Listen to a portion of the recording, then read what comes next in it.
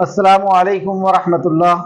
ان الحمد للہ نحمده ونستعینه ونستغفره ونعوذ باللہ من شرور انفسنا ومن سیئات اعمالنا من يهده الله فلا مضل له ومن يضلل فلا هادي له واشهد ان لا اله الا الله واشهد ان محمدا عبده ورسوله رب اشرح لي صدري ويسر لي امري واحلل عقدة من لساني يفقهوا قولي۔ ہر قسم کی تعریف اور شکر اللہ رب العزت کے لیے لائق اور زیبا ہے، جو ساری کائنات کا ایک و تنہا خالق، مالک، مربی اور منتظم ہے۔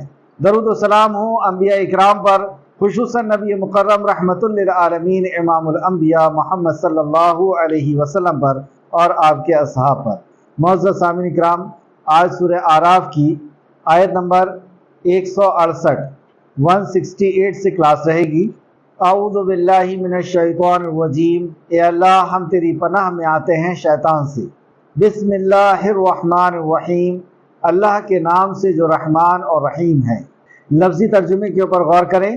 وَقَطَّعْنَاهُمْ، اور ٹکڑے ٹکڑے کر دیا ہم نے انہیں، یعنی بنی اسرائیل کو کئی گروپ میں بانٹ دیا، کئی قبیلوں میں بانٹ دیا۔ وَقَطَّعْنَاهُمْ، اور ٹکڑے ٹکڑے کر دیا ہم نے انہیں، فی الارض، زمین میں، امما، گروہ بنا کر کے دنیا کے اندر بنی اسرائیل کو پھیلا دیا۔ منہم الصالحون، ان میں سے کچھ نیک ہیں، صالح ہیں۔ ومنہم، اور ان میں سے کچھ دون ذالک، اس کے علاوہ ہیں، یعنی کچھ نیک ہے اور کچھ اس کے علاوہ یعنی وہ نیک نہیں ہیں۔ وبلوناہم، اور آزمایا ہم نے انہیں، بالحسناتی، ساتھ اچھائی کے، والسیئاتی، اور برائی کے، یعنی اللہ کی آزمائش اچھائی کے ساتھ بھی ہوتی ہے اور برائی کے ساتھ بھی، یعنی اللہ دے کر کے بھی آزماتا ہے اور لے کر کے بھی آزماتا ہے۔ لعلہم، کیوں آزماتا ہے؟ آزمائش کی پہلے شکل بتائی گئی کہ اللہ رب العزت کبھی نعمتوں کو دے کر کے آزماتا ہے اور کبھی نعمتوں کو لے کر کے آزماتا ہے، تو یہ آزمائش کی شکلیں ہیں۔ لیکن کیوں آزماتا ہے؟ لعلہم، شاید کہ وہ، یرجعون، وہ رجوع کریں، وہ اللہ رب العزت کے طرف پلٹ جائیں، وہ اپنے حال کی اصلاح کریں، اپنی توبہ کریں۔ فخلف، تو پیچھے آئے، پہلے لوگوں کے بعد آنے والے لوگ، فخلف، تو پیچھے آئے، من بعدہم، بعد ان کی، خلف، نا خلف، وارثو، جو وارث ہوئے، کتابہ، کتاب کے۔ نا خلف وارث کیسے ہوتے ہیں؟ جو کتاب پر دنیا کو ترجیح دیتے ہیں، جو یہاں پہ اللہ نے بتایا کہ کتاب کے احکامات کو چھوڑ کر حقیر دنیا کو حاصل کرتے ہیں۔ آیت کو پھر سماعت فرمائے۔ فخلف، تو پیچھے آئے، من بعدہم، بعد ان کے، خلف، نا خلف، وارثون، وارث، جو وارث ہوئے کتاب کی، جبکہ یہ کتاب کے وارث بنائے گئے تھے، انہیں کتاب سونپی گئی تھی۔ یاخذون، وہ لے لیتے ہیں، اردا، مال، متاع، حاضل ادنا، اس حقیر دنیا کا، یعنی کتاب کے وارث ہونے کے بعد وہ کتاب پر عمل نہیں کرتے ہیں، دنیا کے مال کے وہ حریص ہوتے ہیں، اس حقیر دنیا کی۔ وَيَقُولُونَ، اور وہ کہتے ہیں، سَيُغْفَرُ، وہ ضرور بخشے جائیں گے، اس کے باوجود بھی وہ امید کرتے ہیں کہ وہ بخش دیے جائیں گے، لنا، بخش دیے جائیں گے ہمیں۔ وَإِنْ، اور اگر، یاتیہم، آتا ہے ان کے پاس، عرض، مال، متاع، مثلہ، مانند اس کے، یاخذو، وہ لے لیتے ہیں اسے، جیسا بھی مال آتا ہے وہ اسے لے لیتے ہیں۔ علم، کیا نہیں، یؤخذ، لیا گیا، علیہم، ان سے، میثاق، پختہ عہد، میثاق الکتابہ، کتاب میں، کیا ان سے کتاب میں عہد نہیں لیا گیا تھا؟ ان، کہ، لا یقولو، نہ وہ کہیں گے، اللہ، اللہ پر، الا، سوائے، حق کے، اللہ، اللہ پر، الا، سوائے، حق کے، ودرسوا، اور انہوں نے پڑھ لیا تھا، ما، جو، فیہ، اس میں ہے، کتاب میں پڑھ لینے کے بعد بھی انہوں نے اس کو پھیر دیا۔ والدار، اور گھر آخرت کا، خیر للذین، خیر ہے، بہتر ہے، للذین، ان کے لیے جو، یتقون، جو ڈرتے ہیں، آخرت کا گھر ان کے لیے خیر ہے، ان کے لیے بہتر ہے جو اللہ سے ڈرتے ہیں۔ افلا، کیا بھلا نہیں، تعقلون، تم عقل رکھتے؟ کیا تم اتنا بھی عقل نہیں رکھتے کہ اللہ کا گھر خیر اس کے لیے ہوگا، آخرت کا گھر خیر اس کے لیے ہوگا جو اللہ کا تقوی اختیار کرے گا۔ والذین، اور وہ جو یمسکون، مضبوطی سے پکڑتے ہیں، بالکتاب، کتاب کو، یعنی کتاب کے احکامات کو مضبوطی سے پڑھتے ہیں، وَأَقَامُوا، اور وہ قائم کرتے ہیں صلاۃ، نماز کو، اِنَّا، بے شک ہم، لَنُضِعُ، نہیں ہم ضائع کرتے، اجرا، اجر، مصلحین، اصلاح کرنے والوں کا۔ تو تقوی جو اختیار کرے گا اس کے لیے اللہ کے ہاں بہتر گھر ہے۔ اور تقوی کیا ہے، کون متقی ہے؟ والذین یمسکون بالکتاب، جو مضبوطی سے پکڑتے ہیں کتاب کو، یعنی کتاب کے جو احکام و مسائل ہیں، جو نصیحتیں، اس پر جو مضبوطی سے کھڑے ہو جاتے ہیں، یہ ہے تقوی، کہ اللہ کے احکامات پر عمل کرنا۔ اور پھر دوسری صفت بتائی، وَأَقَامُوا الصَّلَاةَ، اور نماز کو قائم کرتے ہیں۔ اِنَّا، بے شک ہم، لَنُضِعُ، نہیں ہم ضائع کرتے، اجرا، اجر، محسنین، اصلاح کرنے والوں کا۔ آیت تفسیر کی طرف، آیت نمبر 168، اور ہم نے انہیں قبیلوں میں بانٹ کر زمین میں پھیلا دیا۔ بنی اسرائیل کا مسلسل واقعہ چل رہا ہے۔ اسرائیل کے بیٹے یعنی یعقوب علیہ السلام کی نسل، اور یہ اب بہت بڑی آبادی کی شکل میں ہو چکے ہیں، تو اللہ رب العزت نے ان کو کئی خاندانوں میں اور کئی قبیلوں میں بانٹ کر کے پوری دنیا کے اندر پھیلا دیا۔ اور ان کے اندر بھی اچھے لوگ بھی ہوتے ہیں اور برے لوگ بھی ہوتے ہیں، جیسے ہمارے اندر بھی اچھے لوگ ہوتے ہیں، برے ہوتے ہیں، اور اسی طریقے سے جناتوں میں بھی اچھے اور برے ہوتے ہیں، جو تفسیر کے اندر آئے گا۔ اور ہم نے انہیں قبیلوں میں بانٹ کر زمین میں پھیلا دیا، ان میں سے کچھ نیک تھے اور ان میں سے کچھ اس کے سوا، یعنی بد عمل لوگ تھے۔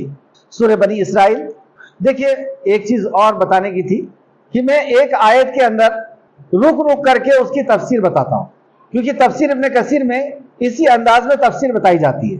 تو جہاں پر میں رک گیا وہاں پہ آپ اپنی پینسل سے نشان لگا دیں کہ اس اتنی آیت کی تفسیر میں یہ آیتیں اور یہ حدیث پیش کی گئی، تاکہ آپ کنفیوز نہ ہوں۔ اس آیت کے اس ٹکڑے کی میں تفسیر کر رہا ہوں۔ کون سی ٹکڑا؟ اور ہم نے انہیں قبیلوں میں بانٹ کر زمین میں پھیلا دیا، اور ان میں سے کچھ نیک تھے اور ان میں سے کچھ اس کے سوا، یعنی بد عمل لوگ تھے۔ اب اس کی تفسیر چل رہی ہے، تفسیر ابن کثیر جلد نمبر 2 صفحہ نمبر 709۔ بنی اسرائیل کے زمین میں منتشر ہونا یعنی پھیل جانا۔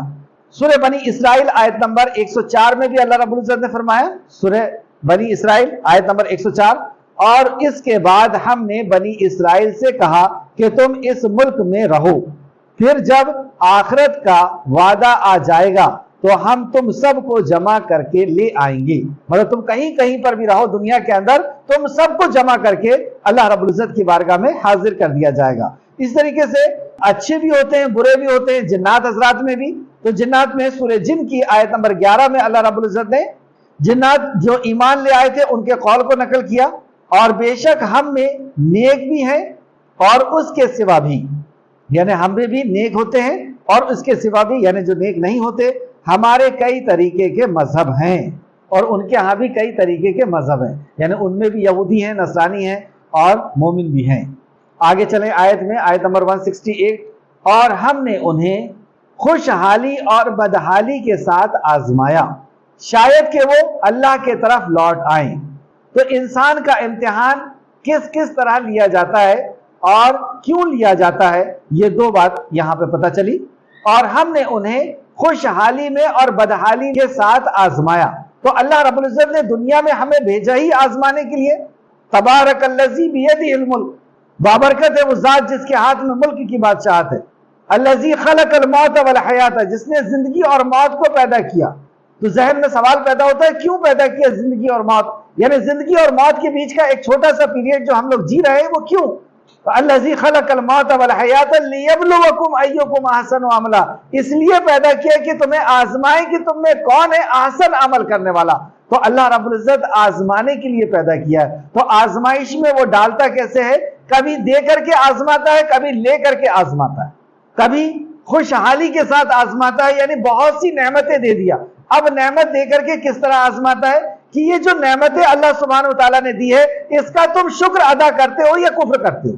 شکر ادا کرتے ہو یعنی یہ جو نعمتیں ملی ہے اس نعمت کو اللہ رب العزت کی طرف منتقل کرتے ہو یا نہیں، کہ یہ نعمتیں اللہ سبحانہ وتعالیٰ نے دی ہے، زندگی دی ہے، موت دی ہے، اور اس کے علاوہ کان آنکھ دل دیا ہے، سورج چاند زمین و آسمان دیا، رشتہ دار دیا، پڑوسی دیا، بولنے کی طاقت، سننے کی طاقت، سمجھنے کی صلاحیت، چلنے کی، یہ جو نعمتیں دی ہے اللہ سبحانہ وتعالیٰ نے، اور یہ جو رزق دیا ہے، جو مال دیا ہے، جو گھر اور دولت دیا ہے، یہ دے کر کے آزما رہا ہے کہ یہ جو نعمتیں اللہ رب العزت نے دی ہے تم اس کا شکر اللہ کو ادا کرتے ہو یا اس کا کریڈٹ کسی اور کو دیتے ہو، یہی ناشکری ہے۔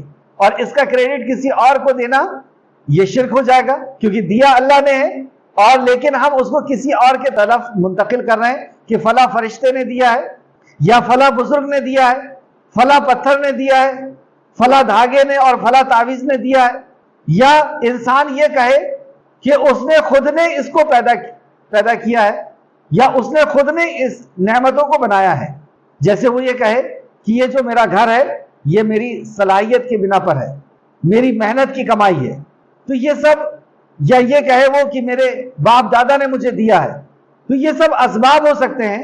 مسبب الاسباب کو وہ بھول گیا، اگر وہ مسبب الاسباب کو وہ بھول جا رہا ہے گویا کہ اس نے شرک خفی کیا، تو اللہ رب العزت اسے دے رہا ہے اور اب وہ یہ دیکھنا چاہتا ہے کہ یہ جو نعمتیں اللہ رب العزت نے دی ہے تو اس کا شکر اللہ کو ادا کرتا ہے یا نہیں، اور اللہ کو شکر ادا کرنا یہی کہ الحمدللہ اللہ تو نے مجھے دیا ہے۔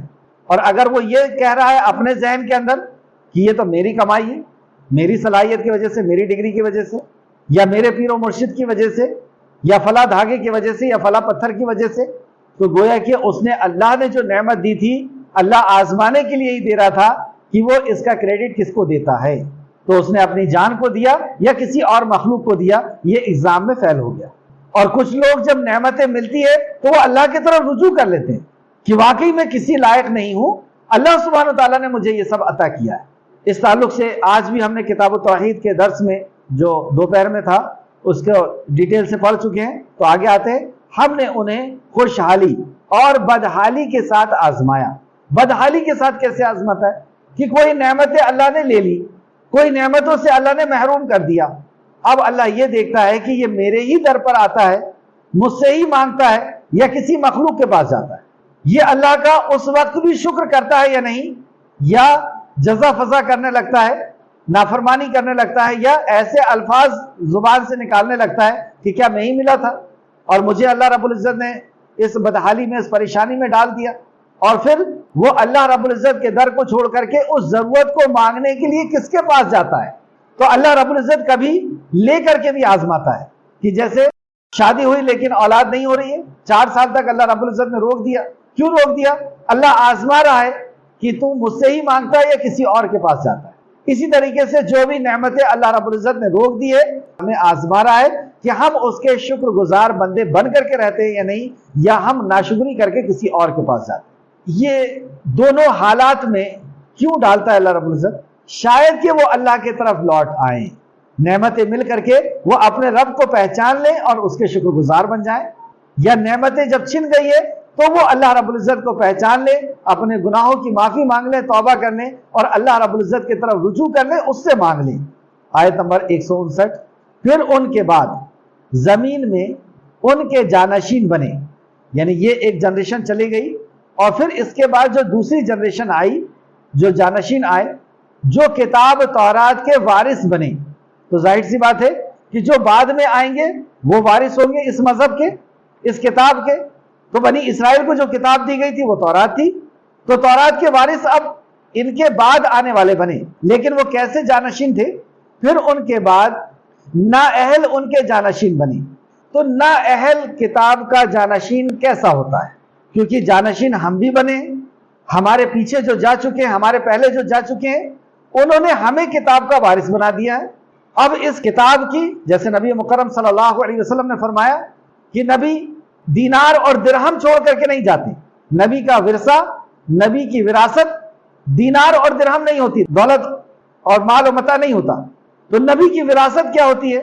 نبی کی وراثت وہ علم ہوتا ہے جو نبی چھوڑ کے جاتے ہیں، اور جو جتنا علم حاصل کرتا ہے وہ اتنی زیادہ وراثت حاصل کرتا ہے۔ تو پتہ یہ چلا کہ نبی مکرم صلی اللہ علیہ وسلم کی تعلیمات کے ہم وارث بن گئے، اور ہم اس میں سے جتنا حصہ علم حاصل کریں گے، ایمان لائیں گے، عمل کریں گے، ہم نے اتنی وراثت حاصل کی انبیاء علیہ السلام سے۔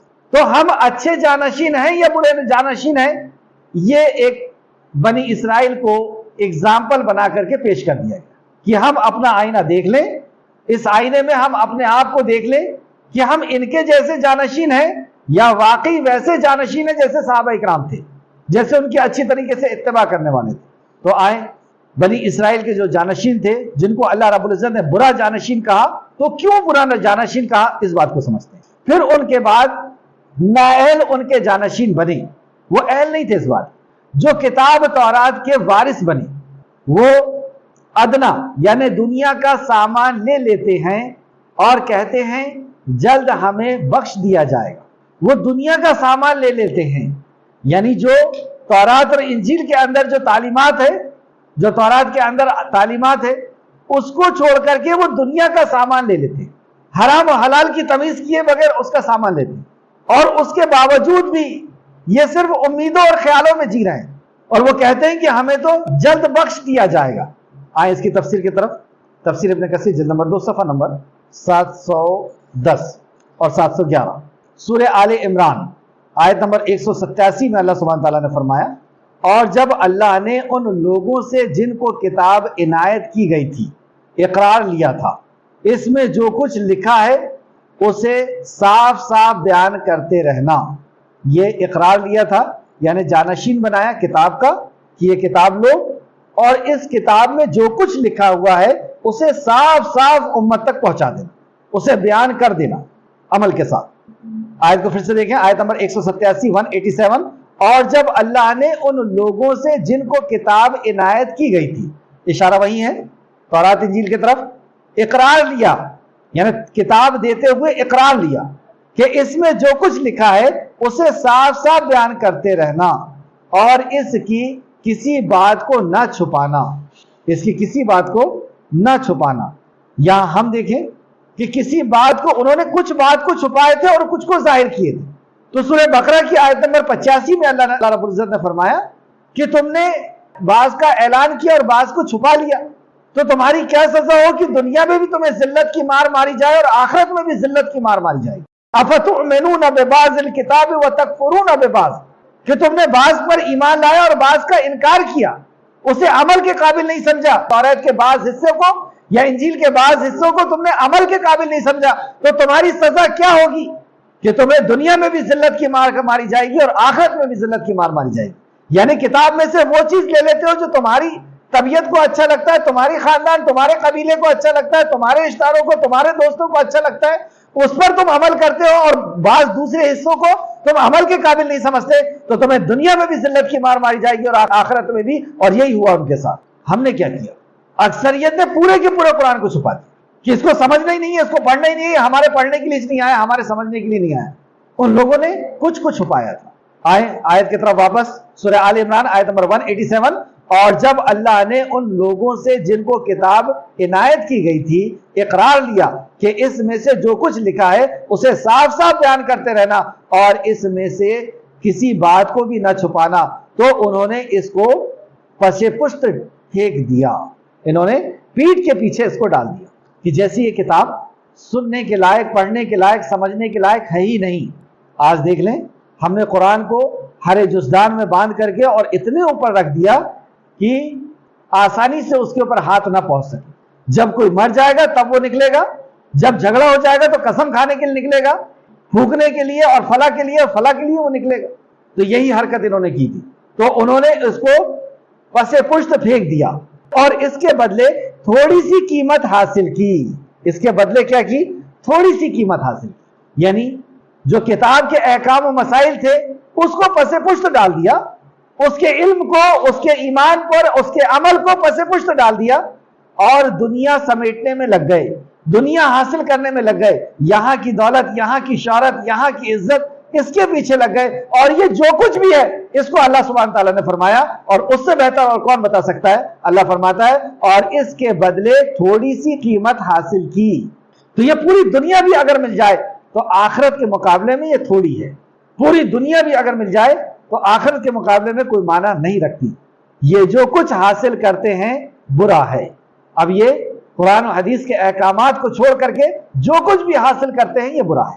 اسی طریقے سے اس آیت کی تفسیر میں امام مجاہد رحمۃ اللہ علیہ فرماتے ہیں, اس آیت کی تفسیر امام مجاہد کہ یہ آیت کہ اس دنیا کا مال و متاع لے لیتے ہیں کے بارے میں فرماتے ہیں کہ انہیں دنیا کی جو چیزیں بھی نظر آتی ہیں اسے لے لیتے ہیں, خواہ وہ حلال ہو یا حرام, اور اس کے باوجود وہ مغفرت کی تمنا کرتے ہیں. مطلب جو حلال و حرام کی تمیز نہیں کرتا اسے مغفرت کی تمنا نہیں کرنا چاہیے. یہ مفسر قرآن امام مجاہد رحمۃ اللہ علیہ فرما رہے ہیں, جو مفسر ہیں, اور تفسیر ابن کثیر آپ دیکھ رہے ہیں کہ بار بار ان کا ریفرنس دیتے ہیں.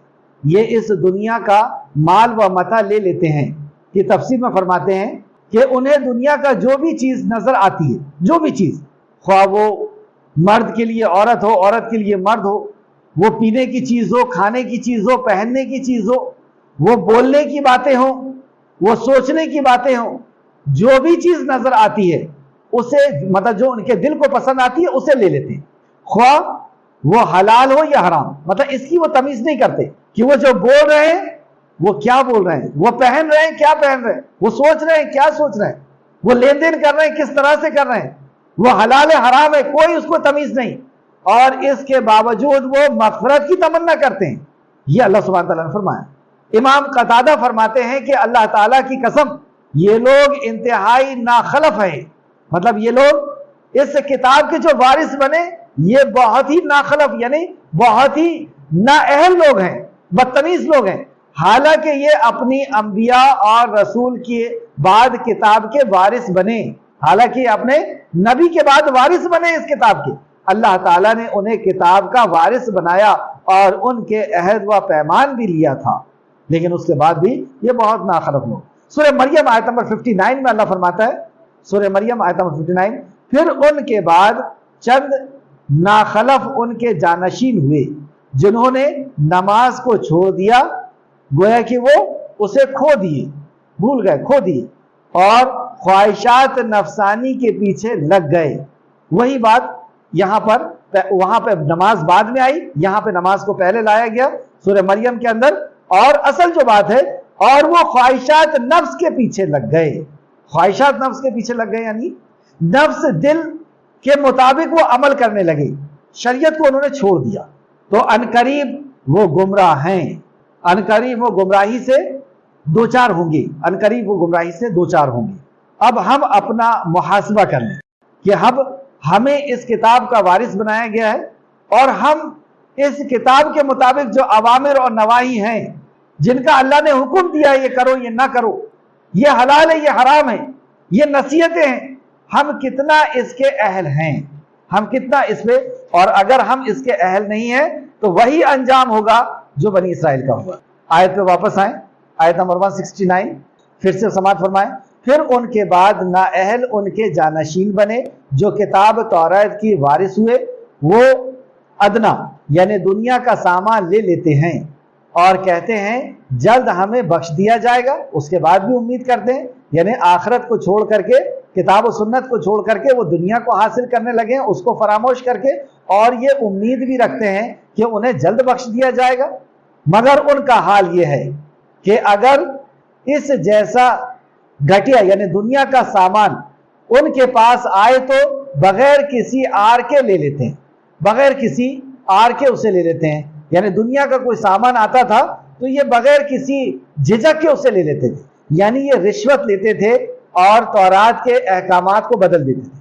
یہ پیسے لے کر کے اور فتوے دیا کرتے تھے, تورات کے احکامات کو بدلتے تھے. کوئی دولت مند سے اگر کوئی جرم ہو جاتا تھا اس کی سزا الگ ہو جاتی تھی, کسی غریب سے کوئی جرم ہو جاتا تھا اس کی سزا الگ ہو جاتی تھی. یعنی تورات کو انہوں نے اپنے حساب سے ڈھال لیا, جس کو چاہا, جس کے لیے چاہا حلال اور جس کے لیے چاہا حرام. تو اس طریقے سے یہ لوگ ان کے پاس آتا بغیر کسی آر کے لے لیتے تھے, کوئی اس میں جھجک بھی محسوس نہیں کرتے تھے. آگے اللہ فرماتا ہے کیا ان کی کتاب تورات میں پختہ وعدہ نہیں لے لیا گیا تھا؟ کیا ان سے یہ پختہ وعدہ نہیں لے لیا گیا تھا کہ اللہ کے بارے میں حق کے سوا کچھ نہ کہنا. کیا ان سے یہ وعدہ نہیں لیا گیا تھا کہ جو بھی تم کہو گے حق کہنا، یعنی جو اللہ کے کلام میں ہے، نبی کے فرمان میں، وہی کہنا. حالانکہ انہوں نے پڑھ لیا ہے جو کچھ اس میں ہے. اللہ اکبر، کتنی کھول کھول کر کے بات ہے. حالانکہ وہ جانتے ہیں کہ کیا لکھا ہوا کتاب، اس کے باوجود بھی دنیا اس قدر غالب ہے کہ وہ اس کو چھوڑ کر کے دنیا کو ہی حاصل کرنے میں لگے ہوئے. بڑا تعجب ہوتا ہے ایسی بات پڑھ کر کے کہ جو آخرت کے بارے میں جانتا ہے، جنت اور جہنم کے بارے میں جانتا ہے، جس نے جہنم کی ہولناکیاں پڑھ چکا ہے اور جنت کے انعامات پڑھ چکا ہے، جو جانتا ہے اللہ رب العزت کیسا قادر ہے، وہ کیسی پکڑ کرنے والا ہے، اس کے باوجود اس کی اتنی ہمت ہوتی ہے کہ اس کے کلام میں سے کوئی چیز نکالتا ہے اور کوئی چیز داخل کرتا ہے، اپنی مرضی سے حلال و حرام کرتا ہے. کیسے اس کے اندر ہمت ہوتی ہے؟ یہی چیز ہے ہدایت، کہ اللہ جسے چاہتا ہے ہدایت دیتا ہے، یعنی عمل کی توفیق عطا فرماتا ہے. تو حالانکہ انہوں نے پڑھ لیا ہے جو کچھ اس میں ہے. وَالدَّارُ الْآخِرَةُ، تو ان کے لیے آخرت کا خیر للذین یتقون، آخرت کا گھر ان لوگوں کے لیے. وَالدَّارُ الْآخِرَةُ، اور آخرت کا گھر تو خیر ہے للذین، ان کے لیے یتقون، جو تقوی اختیار کرتے ہیں، جو اللہ سے ڈر کر کے زندگی جیتے ہیں. تقوی کیا ہے؟ اللہ رب العزت سے، اللہ سے ایسی محبت ہو کہ اللہ کی نافرمانی کا ڈر ہو، اور اللہ کی معرفت ہو کہ اللہ کی پکڑ سے وہ گناہوں سے ڈرتا ہو. تو وَالدَّارُ الْآخِرَةُ، آخرت کا گھر خیر ہے، اس کے لیے بہتر ہے، للذین یتقون، جنہوں نے تقوی اختیار کیا. افلا تعقلون، کیا تم عقل نہیں رکھتے؟ کیا پھر تم سمجھ نہیں رکھتے؟ کیا اتنی بھی بات نہیں جان سکتے کہ جس نے تقوی کی زندگی جیا، یعنی ہر چھوٹے سے چھوٹے اور بڑے سے بڑے گناہ سے بچ کر کے زندگی جیا، اس کے لیے اللہ رب العزت کا گھر ہے؟ کیا تم اتنی بھی عقل نہیں رکھتے؟ اب لیکن تقوی کیا ہوتا ہے اس کو آگے کی آیت کے اندر اور ایکسپلین کیا جا رہا ہے. اور جو لوگ کتاب کو مضبوطی سے پکڑتے ہیں، یہ ہے تقوی. مضبوطی سے پکڑنے یعنی اس کے احکام پر عمل کرنا، اس کے احکام کو سیکھنا. دنیا کی بہت سی کتابیں ہیں، کسی شخص نے کسی کتاب کو مضبوطی سے پکڑ لیا، مطلب یہ ہوا کہ اس فیلڈ کو وہ حاصل کرنا چاہتا ہے، اس فیلڈ کا علم حاصل کرنا چاہتا ہے. اس لیے بہت سے سبجیکٹ تھے، لیکن اس نے سارے سبجیکٹ کو چھوڑ کر کے اس سبجیکٹ کو پکڑ لیا، یعنی اس نے اس کتاب کو مضبوطی سے پکڑ لیا. اب اس کو وہ سیکھ رہا ہے، سمجھ رہا ہے، اس کا علم حاصل کر رہا ہے، پھر وہ اس پہ ایمان لا رہا ہے، پھر اس پہ عمل کر رہا ہے.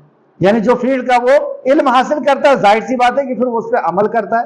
اگر وہ ڈاکٹری کر رہا ہے، اگر وہ سائنس کی کتاب پڑھ رہا ہے، اگر وہ میتھس کی کتاب پڑھ رہا ہے، اگر وہ وکالت کر رہا ہے، وکالت کی کتاب پڑھ رہا ہے، تو پھر اس پہ وہ عمل کرے گا. تو جو لوگ کتاب کو مضبوطی سے پکڑتے ہیں، یعنی جو آسمانی کتابوں کو مضبوطی سے پکڑتے ہیں، یہ ہے ان کا تقویٰ، کہ اس کا علم حاصل کرتے ہیں، اس پہ غور و فکر کرتے ہیں، ایمان لاتے ہیں اور عمل کرتے ہیں، اور نماز قائم کرتے ہیں. بے شک ہم نیکوکاروں کا اجر ضائع نہیں کرتے.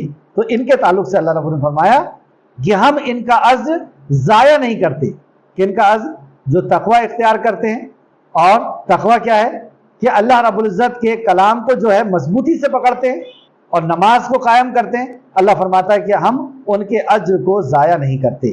اسی آیت سے ملتی جلتی آیت ہم پیچھے پڑھ چکے ہیں، جو سورہ آل عمران میں ہم نے پڑھا تھا کہ وہ نماز کو قائم کرتے ہیں اور اللہ رب العزت کے احکامات پر عمل کرتے ہیں. سورہ مریم آیت نمبر 59. پھر ان کے بعد چند ناخلف ان کے جانشین ہوئے جنہوں نے نماز کو چھوڑ دیا تھا اور خواہشات نفس کے پیچھے لگ گئے تھے. تو یہ ناخلف لوگوں کا، نااہل لوگوں کا، وہ لوگ جو نافرمان ہیں، ان کا ذکر کیا گیا کہ انہوں نے نماز کو بھی چھوڑ دیا تھا اور اپنی نفسانی خواہشات کے پیچھے عمل کرنے لگے تھے.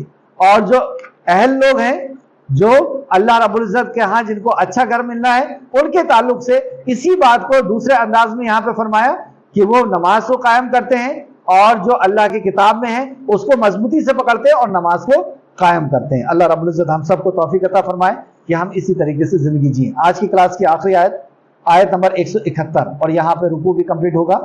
اور جب ہم نے ان کے سرداروں پر پہاڑ اٹھا کھڑا کیا، گویا کہ وہ ایک سائبان تھا، اور انہوں نے خیال کیا کہ یقیناً وہ ان پر گرنے والا ہے. ہم نے کہا اس تورات کو جو ہم نے تمہیں دی قوت کے ساتھ پکڑو، اور جو کچھ اس میں ہے اس کو یاد رکھو تاکہ تم بچ جاؤ، تتقون تاکہ تم بچ جاؤ، تقوی اختیار کرو، لعلکم تتقون تاکہ تم متقی بن جاؤ، تاکہ تم بچ جاؤ۔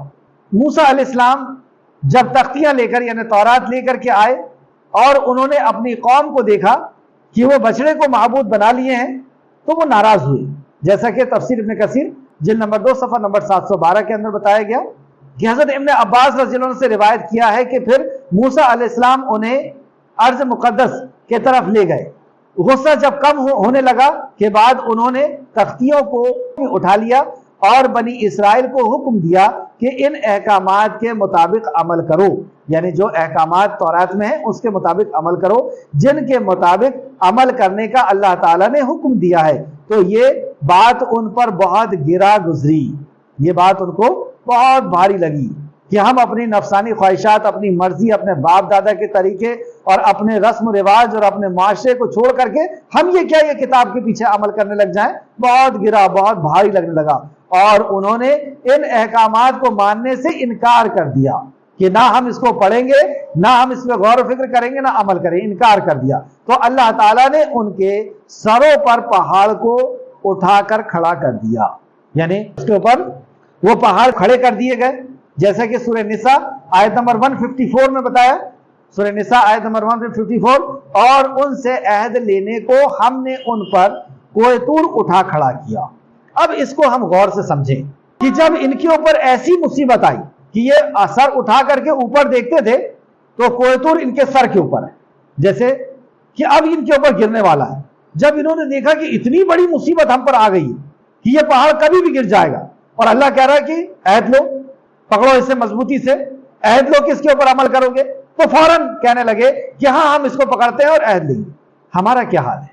ہم پہ کوئی دنیا کی مصیبت آتی ہے تو ہم کیسے لوٹتے ہیں اللہ کی طرف اور توبہ اور استغفار، اور پھر ہم اپنے گناہوں کو بھی ڈھونڈتے ہیں کہ ہاں یہ گناہ ہے، سب گناہ چھوڑ رہے ہیں، اور پھر خالص کتاب و سنت کے اوپر عمل کرنے کی بات کریں۔ اور جیسی وہ پہاڑ ہٹ جاتا ہے، جیسی وہ مصیبت ہٹتی ہے، پھر ہمارا وہی وتیرا، وہی رنگ جو پہلے تھا۔ یہی ان کی حرکت تھی کہ جب ان کے اوپر پہاڑ کو اٹھا دیا تو یہ توبہ کرتے ہیں اور کہتے ہیں کہ نہیں ہم مضبوطی سے اس تورات کو پکڑیں گے اور خوب اس کے اوپر عمل کریں گے، اور جب پہاڑ ہٹا تو پھر کچھ دن کے بعد وہی بدتمیزی شروع ہو گئی۔ اللہ رب العزت سے دعا ہے کہ اللہ رب العزت ہمیں ہر حال میں، خوشی ہو یا غم ہو، اللہ رب العزت تو اپنے کلام پر ہمیں عمل کرنے کی توفیق عطا فرما۔ لا حول ولا قوت الا باللہ۔ اے اللہ توفیق تیرے طرف سے، تو ہمیں ہر حال میں قرآن پر اور سنت پر عمل کرنے کی توفیق عطا فرما جس طرح صحابہ نے کیا۔ آیت کو پھر سے سماعت فرمائیں، آیت نمبر 171۔ اور جب ہم نے ان کے سروں پر پہاڑ اٹھا کھڑا کیا، گویا کہ وہ ایک سائبان تھا، اور انہوں نے خیال کیا کہ یقیناً وہ ان پر گرنے والا ہے۔ جیسی وہ سر کو اٹھا کے دیکھے انہیں ایسا لگتا تھا کہ اب گرے گا، تو ہم نے کہا، پھر اللہ کہتا ہے یہ مصیبت سر کے اوپر رکھنے کے بعد ہم نے کہا اس تورات کو جو ہم نے تمہیں دی ہے قوت کے ساتھ پکڑو۔ قوت کے ساتھ پکڑنے سے مطلب کیا ہے کہ اس میں غور و فکر کرو، اس پہ ایمان لاؤ، اس پہ عمل کرو، قوت کے ساتھ پکڑو، اور جو کچھ اس میں ہے اس کو یاد رکھو۔ جو کچھ اس میں ہے اسے یاد رکھو، مطلب جب تم شرک کرنے جاؤ تو تمہیں تورات کے احکامات یاد آ جائیں، جب تم بدعت کرنے جاؤ تو تمہیں تورات کے احکامات یاد آ جائیں، تم جب حرام کوئی کام کرنے جاؤ، جب تم کسی کا حق مارنے جاؤ، تم کو احکامات اس کے یاد آ جائیں۔ یہ کہا اللہ نے، جو کچھ اس میں ہے اس کو یاد رکھو، تاکہ اگر یاد رکھو تو کیا ہوگا؟ لعلکم تتقون، تاکہ تم متقی بن جاؤ، تاکہ تم بچ جاؤ۔ ابھی وقت ہے، ایک آیت اور لیتے ہیں۔ اور اے نبی یاد کرو جب آپ کے رب نے بنی آدم کی پشت سے ان کی اولاد کو نکالا اور انہیں ان کی جانوں پر گواہ بنایا اور پوچھا الستُ بربکم، کیا میں تمہارا رب نہیں؟ قالوا بلا شہدنا، تو انہوں نے کہا ہم اس بات کے گواہ ہیں کہ تو ہمارا رب ہے۔ اس آیت پہ اگر غور کریں تو دو باتیں ہمیں پتہ چلتی ہیں۔ اور اے نبی یاد کریے جب آپ کے رب نے بنی آدم کی پشت سے، بنی آدم کی پیٹھ سے ان کی اولاد کو نکالا۔ کس نے نکالا؟ اللہ سبحانہ تعالیٰ نے نکالا، یعنی اللہ رب العزت ہر چیز پر قادر ہے، وہ جیسا چاہے جو چاہے وہ کرنے پر قادر ہے۔ تو قیامت تک آنے والی جتنی بھی روحیں تھے سب کو آدم علیہ السلام کی پشت سے اللہ سبحانہ تعالیٰ نے نکال دی اور انہیں ان کی جانوں پر گواہ بنایا۔ پھر ان سے سوال کیا الستو بربکم، کیا میں تمہارا رب نہیں؟ قالوا بلا شہدنا، تو سارے لوگوں نے جواب دیا کہ ہاں ہم گواہ ہیں، ہم شاہد ہیں اس بات کے کہ تو ہمارا رب ہے۔ ایک بات تو یہ ہوئی۔ دوسری بات یہ کہ انہیں ان کی جانوں پر گواہ بنایا۔ آج بھی ہم دیکھیں کہ ہم اپنی جانوں پر کس طرح گواہ ہیں۔ تفسیر، اس آیت میں کائنات اور خود انسان کی ذات میں ہدایت کی جو دلیل اللہ تعالیٰ نے رکھی ہے ان کا ذکر ہے۔ اہل علم نے اس آیت کی دو تفسیریں کی ہیں۔ ایک تو یہ کہ اللہ تعالیٰ نے انسان کی فطرت میں یہ بات رکھ دی ہے کہ وہ جانے کہ میرا رب اللہ ہے، مطلب ہر انسان کی فطرت میں یہ بات اللہ نے رکھ دی ہے کہ وہ جانتا ہے کہ اس کا رب اللہ ہے، جس نے مجھے پیدا کیا ہے اور وہی مجھے رزق دیتا ہے۔ اور یہ بات اللہ تعالیٰ نے انسان کی پیدائش کے وقت ہی اس کی فطرت میں رکھ دی تھی۔ اس کی نفس اور اس کی ذات میں اپنے رب ہونے کی اتنی دلائل رکھی ہے، گویا خود اسے اپنے آپ پر گواہ بنا دیا ہے کہ اس کا رب اللہ ہے۔ پیدائش ہی اسلام پر ہوتا ہے، مطلب پیدا ہی بچہ جو ہے وہ اسلام پہ ہوتا ہے۔ ایک انسان ایک پہلے بون تھا جو جوں کی شکل میں بنا، پھر مضغہ کی شکل میں بنا، ہڈی کا ایک ڈھانچہ بنا، پھر کامل اعضاء والا جاندار انسان بن گیا۔ اور یہ دیگر بے شمار نشانیاں شہادت دیتی ہے، اس کے آس پاس جو نشانیاں ہیں یہ اس بات کی شہادت دیتی ہے کہ اس کا رب اللہ ہے۔ جیسے اللہ رب العزت نے سورہ حامیم سجدہ آیت نمبر 35 کے اندر فرمایا، ان قریب ہم انہیں اپنی نشانیاں دکھائیں گے آفاق میں، یعنی دنیا کے کنارے میں ہم ان کو اپنی نشانیاں دکھائیں گے اور ان کی نفسوں میں دکھائیں گے، اور ان کی نفس میں کہ اللہ کے ایک ہونے کی دلیل ملے گی، یہاں تک کہ ان کے لیے واضح ہو جائے گا کہ یقیناً یہی حق ہے، انہیں واضح ہو جائے گا۔ اور زمین میں دوسری جگہ فرمایا سورہ زاریات آیت نمبر 20 اور 21 میں، اور زمین میں یقین کرنے والوں کے لیے کئی نشانیاں ہیں، اور تمہاری نفسوں میں بھی، تو کیا تم نہیں دیکھتے؟ تمہارے نفسوں میں بھی یہ نشانی ہے کہ تمہارا رب ایک ہے۔ اب اگزامپل کے طور پر کوئی شخص کسی 10 مخلوق کے سامنے کھڑا ہوا ہے، ان کو حاجت روا اور مشکل کشا کہہ رہا ہے، اور جب آپ اس سے یہ پوچھے کہ سورج چاند زمین و آسمان کا بنانے والا کون، تجھے پیدا کرنے والا کون ہے، ان میں سے کون ہے جس نے سورج چاند زمین و آسمان کو پیدا کیا، تجھے پیدا کیا، زمین میں سے تجھے اناج نکال کر کے دیتا ہے، آسمان سے بارش اور ہوا پہنچاتا ہے، وہ کون ہے؟ تو جب اس سے آپ پوچھیں گے 10 میں سے کون ہے، تو وہ کہے گا کہ نہیں یہ 10 میں سے کوئی نہیں۔ پھر کون ہے؟ تو وہ یہی آسمان کی طرف رخ کر کے کہتا ہے کہ وہ ہے جس نے سورج چاند زمین و آسمان کو بنایا، انسان کو بنایا۔ تو انسان کی فطرت کے اندر وہ ایک رب کا تصور ہے، وہ جانتا ہے کہ ساری کائنات کا خالق اور مالک ایک ہے۔ ایک تو تفسیر یہ ہوئی، اور دوسری تفسیر ابن کثیر جلد نمبر 2 صفحہ نمبر 713، صحیح بخاری و مسلم میں حضرت ابو ہریرہ سے روایت ہے کہ رسول اللہ صلی اللہ علیہ وسلم نے فرمایا، ہر بچہ فطرت اسلام پر پیدا ہوتا ہے، یعنی اللہ رب العزت اسے توحید پرست ہی پیدا کرتا ہے، اسے مسلم ہی پیدا کرتا ہے، اسلام پہ پیدا کرتا ہے، مگر اس کے ماں باپ اسے یہودی، نصرانی یا مجوسی بنا دیتے ہیں۔ جیسا کہ جانوروں کا بچہ تو پورا پیدا ہوتا ہے، کیا تم نے ان میں سے کسی کا کان کٹا ہوا دیکھا ہے؟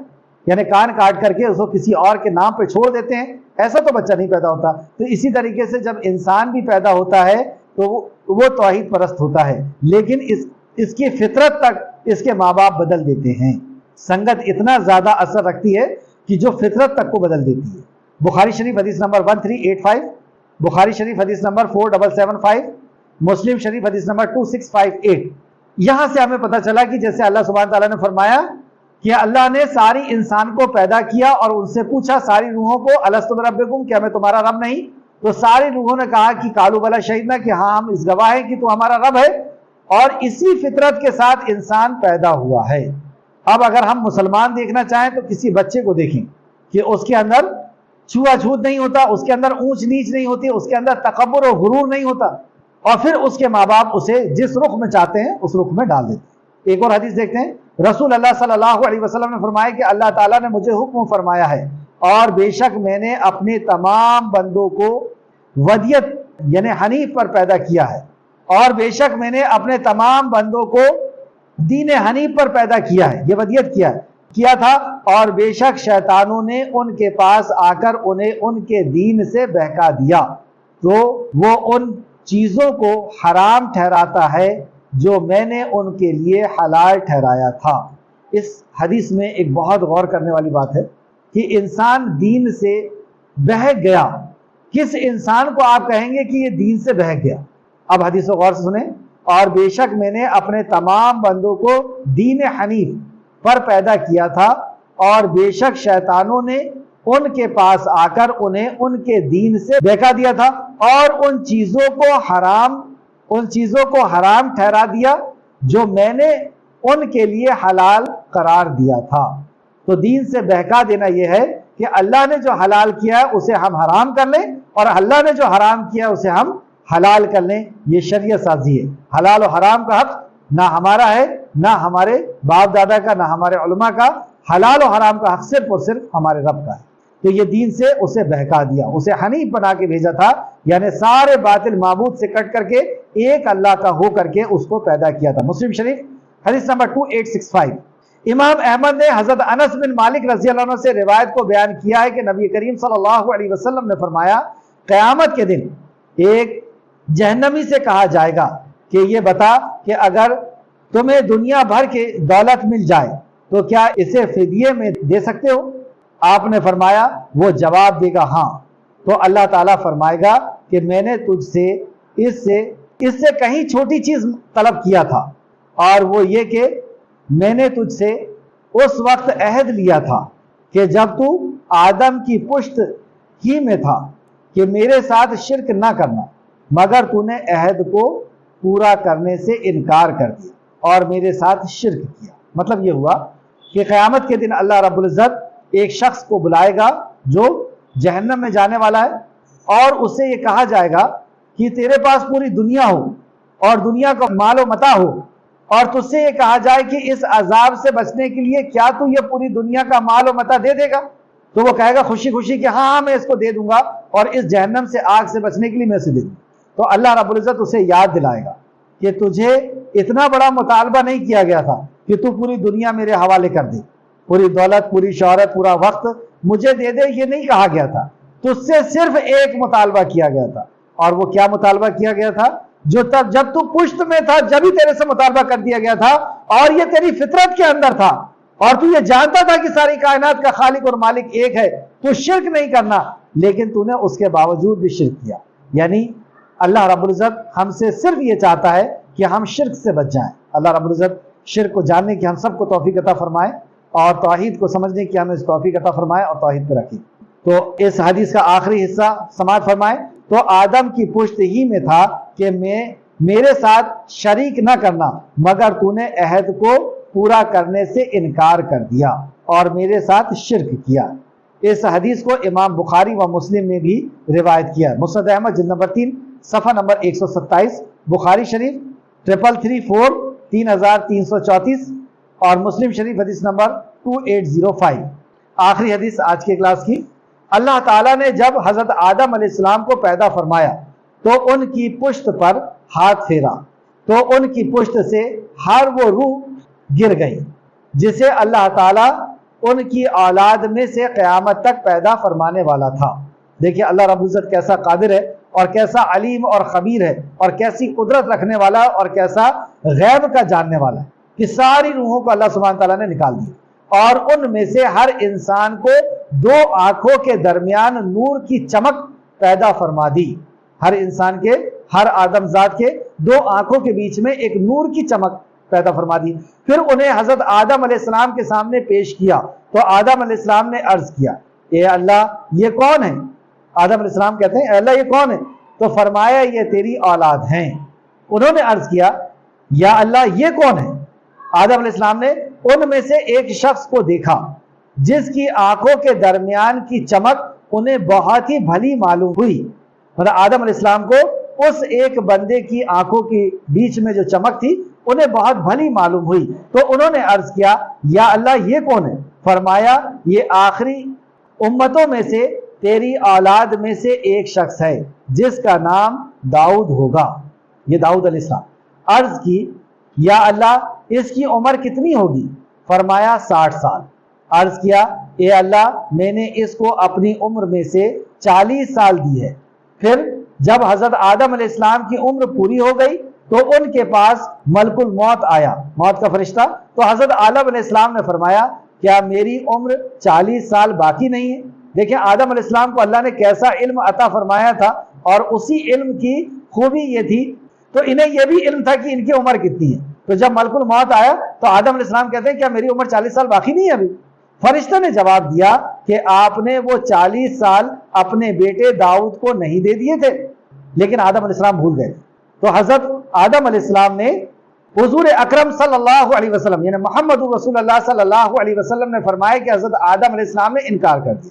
اس وجہ سے آپ کی اولاد بھی انکار کرتی ہے.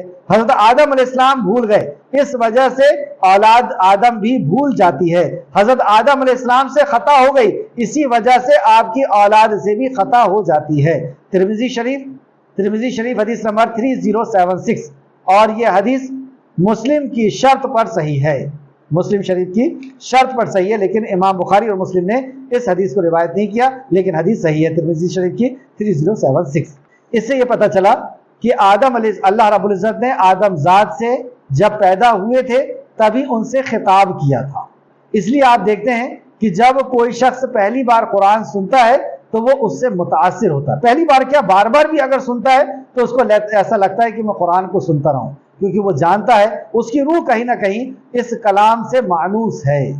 اور اے نبی، اب آیت کو سماعت فرمائیں، آج کی کلاس کی آخری 2 آیت. اور اے نبی یاد کرو جب آپ کے رب نے بنی آدم کی پشت سے ان کی اولاد کو نکالا اور انہیں ان کی جانوں پر گواہ بنایا اور پوچھا کیا میں تمہارا رب نہیں ہوں؟ انہوں نے کہا کیوں نہیں، ہم گواہی دیتے ہیں کہ تو ہمارا رب ہے. اللہ نے فرمایا یہ اس لیے، مطلب یہ گواہی میں نے اس لیے لی کہ تم قیامت کے دن یہ نہ کہو کہ ہم تو اس بات سے بے خبر تھے.